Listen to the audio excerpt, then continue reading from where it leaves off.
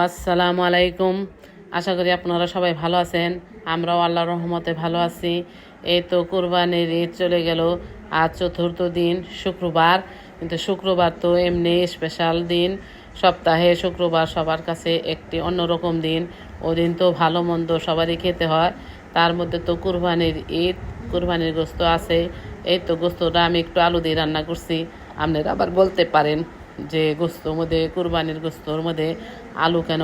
কিন্তু কয়েকদিন গোস্ত খেতে খেতে এরকম অবস্থা।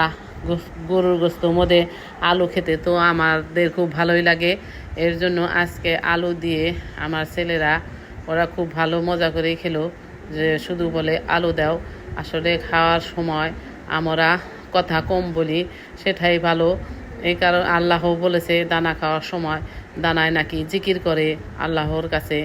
এর জন্য খাওয়ার সময় বিসমিল্লাহ বলে